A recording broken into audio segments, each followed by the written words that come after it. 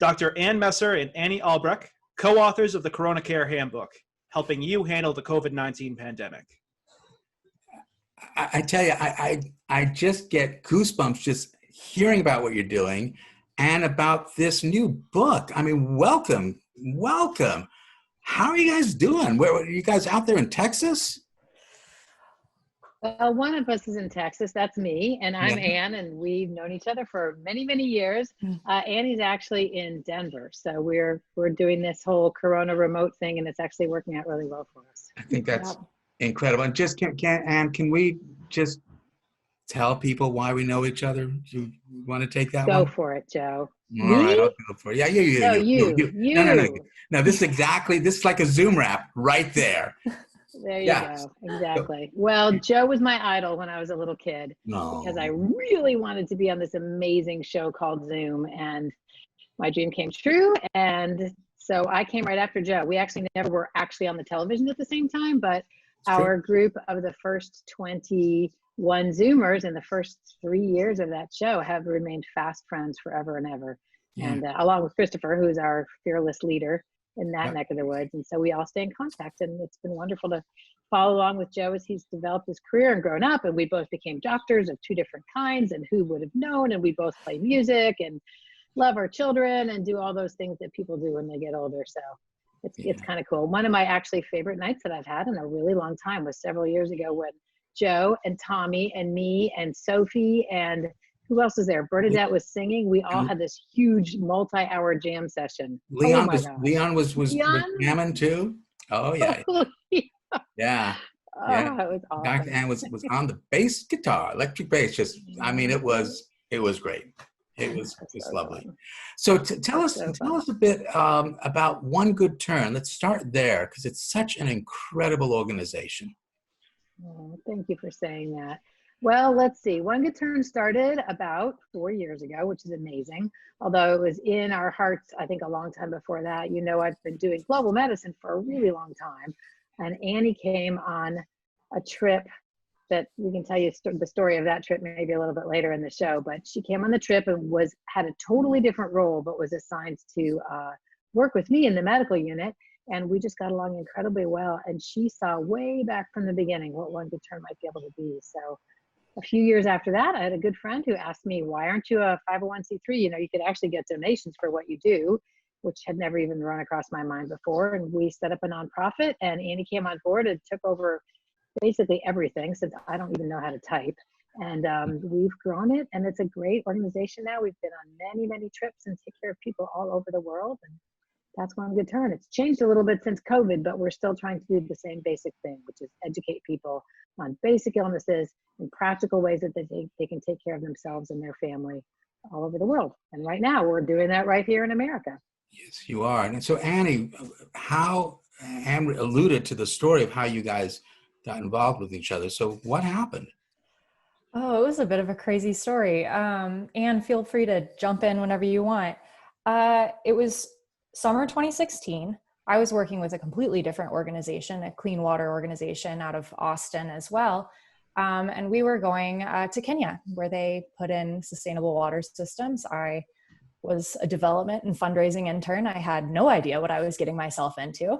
And we got there, and Dr. Messer was on the trip as well, providing medical education and clinical care while we were there in these remote communities in northern Kenya. And I was assigned to her team, and it was an absolutely amazing experience, but we saw some pretty wild stuff that I think just kind of bonds you at a certain level. You experience that together, and you come out on the other side a little rattled, but definitely better for it. And here we are, like 4+ years later, which is kind of crazy.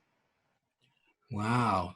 So what was some of the experiences that were disturbing? I mean, can you share any of that? You want me to tell the story? Go for it. Joe, it was one of these stories that just kind of got seared in all of our minds. So we were working in a really remote clinic in very, very northern Kenya that was providing care to the Turkana tribe, which is a nomadic tribe that goes through, just moves from place to place with their mud-covered huts as the ground cover runs out of enough leaves to support their goats. And the tribes in northern Kenya aren't always friendly with each other. And so there was another tribe there that they were warring. So there were two different tribes, and we were actually right on a border taking care of one of the two tribes. Well, anyway, the clinic was starting to wrap up for the day. And then along from the distance came this Land Rover blasting across the desert. And it had a huge plume of smoke coming up behind it. And they pulled up in front of the clinic, which I saw from the outside because I happened to be walking back to say, I think we're about done for the day. Annie was inside the clinic. And this Land Rover, which was actually a safari, threw a man off the back of the truck and left him lying in front of the clinic for dead. And he was a member of the opposing tribe to the people that we were taking care of while we were in the clinic. And my staff pulled him together and leaned him over his shoulders and brought him to a table in this clinic. And this man was just lying there.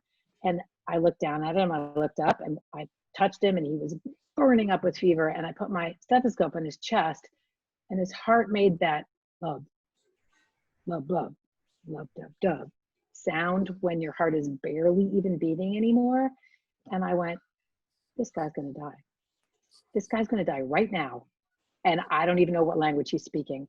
And I looked up at the clinician because there were no doctors there who was working with us. And I said, I don't know anything about this tribe. Is there a rite? Is there a rite of passage that people do when they're going to die? What would do you know the words? Do you know this language of this person? And the guy goes, I don't know anything about them. We don't like those guys. And I looked outside, and all around the outside of the clinic, all this guy's tribesmen and tribeswomen had gathered around the clinic in complete silence, a ring of them looking in the windows, there was no glass or anything, to see what we were going to do. And I mean, my hair stands up now, even thinking about this. And it was complete silence in the whole entire clinic. And I thought, oh my gosh, what am I going to do?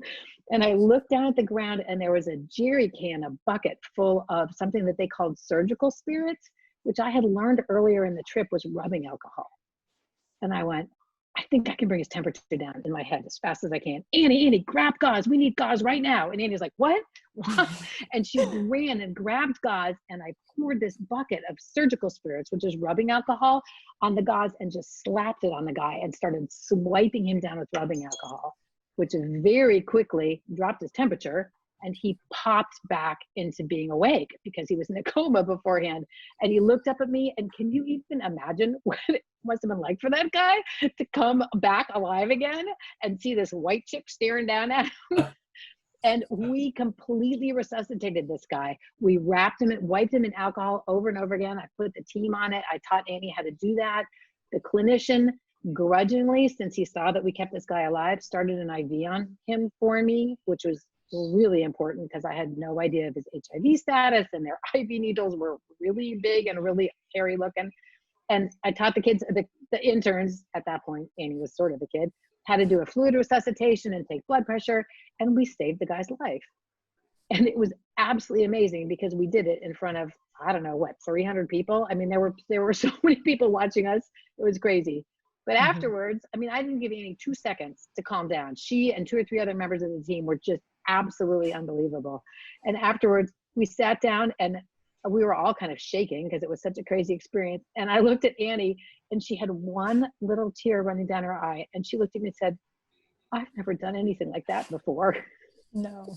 And I thought, wow, talk about being thrown into the fire. But she got right back up and kept doing what we were there for. We had a whole lot of other people to see, and it was just a really amazing experience.